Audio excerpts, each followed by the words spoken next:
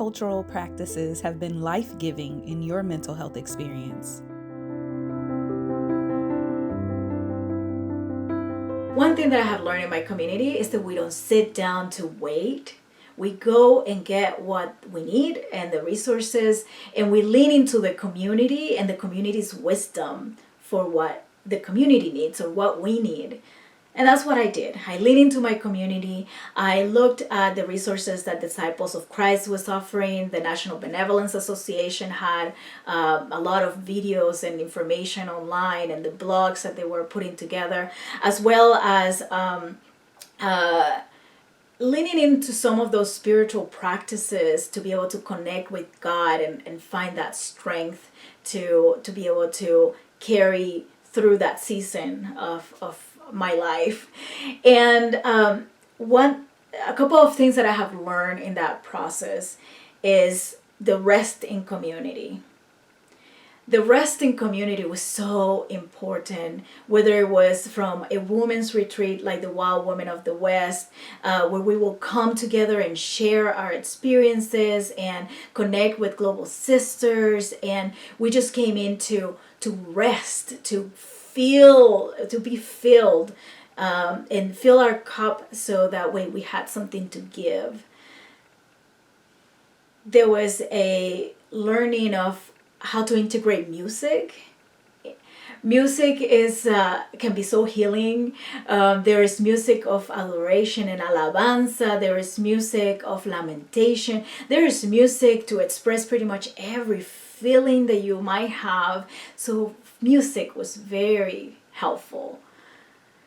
There was also learning how to connect with God's creation and receiving that peace and that nourishment to my soul by walking outside and seeing the birds and seeing nature. And I cannot underestimate the setting rituals that happen in our family.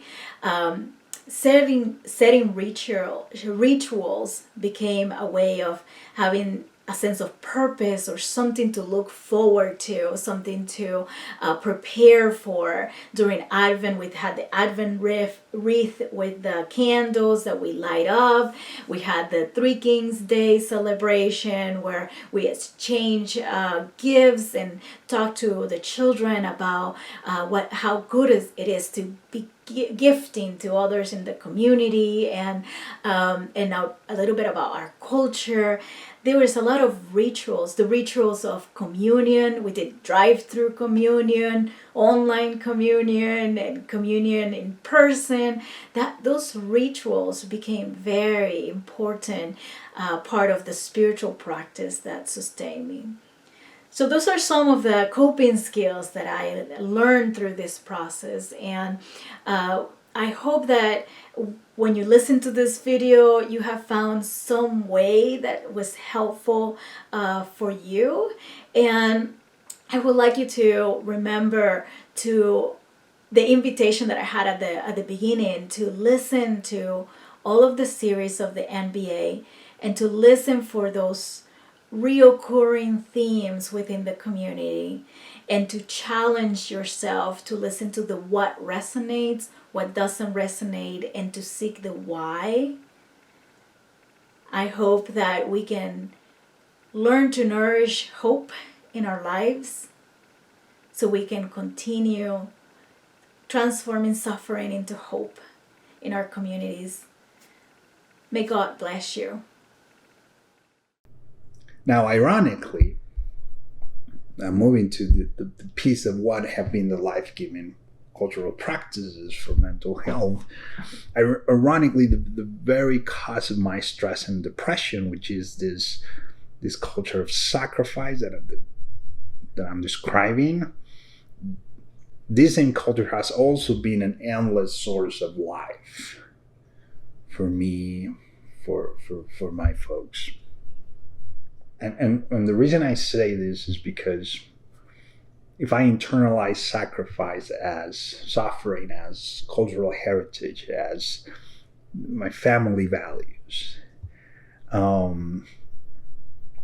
these same cultures, these same values also taught me,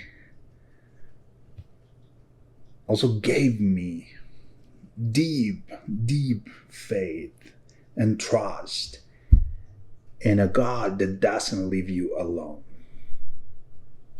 In a God, deep faith and trust in a God that walks with you, particularly during those trying times. When you're in most need, God is there with you. And this culture of sacrifice also taught me how to pray. A fervorous prayer. It taught me how to pray your way out of the desert. And you pray out. You pray yourself out of that desert with fervorous prayer. And I think a big piece of seeking mental health and relearning, deconstructing and reconfiguring what I call the culture of sacrifice. Because really, I've been relearning what it means mental health for me. Especially during and after the pandemic, there was this breakthrough moment of, oh gosh, it doesn't matter how much I try, how hard I'm working, like it's I'm not getting better results. Nothing is happening because we're in this, we're here kind of stalling where nobody's moving anywhere. So that was a breakthrough moment for me of enjoying more the space where I was. And part of that process of relearning, it's been understanding that my parents, my cultural heritage is really not sacrificing myself, but rather the values of what my parents pass on to me was a culture of generosity, of being generous, of trusting in an abundant God, in a God of abundance. And so when I say yes, I'm not gonna say it because I don't know how to say no, or I was never taught how to say no, but rather because I have this deep trust in a God that is abundant. And I think I come from this culture of generosity, of making myself available to help others who need me, of being able to say yes as many times as I can, and just trust that there is abundance of love and grace and gifts, and that I share in that abundance. So I'm going to be abundant with others and giving to others. So that's kind of where I am in this journey of seeking mental health. First, treat them or treat everyone with respect and the same way. So it doesn't matter who comes to our doors, we treat them the same way. Like if we offer water and snacks, we offer water and snack to the homeless who is in the corner, or to the president if they come to the door. So it doesn't matter who you are, we will treat you the same way and with the same respect. I think that key is to speak the language. It's hard for me to vent in a different language. So if I have to talk about my feelings and emotions, you will see that the Hispanic, we do this a lot. Like we talk with the hands, but we also like get emotional. And sometimes people think that we are mad, but we're not mad. We're just like expressing ourselves. So speak the language is it's important. And if you do not have somebody who speaks the language, I think that having a translator will help, because a lot of times, even myself, I start in English and then like I throw a couple of words in Spanish, and that's kind of like natural. So speaking the language is important. I think that explaining the situation, people needs to understand.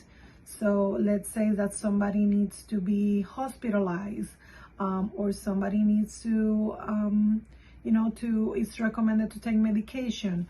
Kind of like explaining to them what is going to happen and why do you feel that way is important. People needs to understand. It's their life and we need to respect that. So explaining to them, I think is important. Involving the family. As a Hispanic, we're family oriented. We like to be family oriented. We consult our parents, our kids, our neighbors, because like our extended family is kind of like part of the family as a Hispanic. So involving the family, and that means like asking the person, if you're working with one person only, ask the rest of the people, like, do you want me to call your parents? Do you want me to call somebody? Do you want me to call your spouse? I am here to help you. We can explain together, so they can make the best decision, and also get them help. A lot of people in the Hispanic community think that mental illness can be solved with prayer, which please know that I am Christians. I believe on it. I know that God has the power, but at the same time, I also know that God capacitate people. We have doctors that work with the heart attack, right? And with the heart, we have cardiologists. It's the same way with the mental health. We have therapists, clinicians, psychiatrists that work with the mind. So it is important that if somebody needs help with the mind, that we refer them to somebody that have the knowledge and the expertise in that area. So I think that those are key important in working with the Hispanic.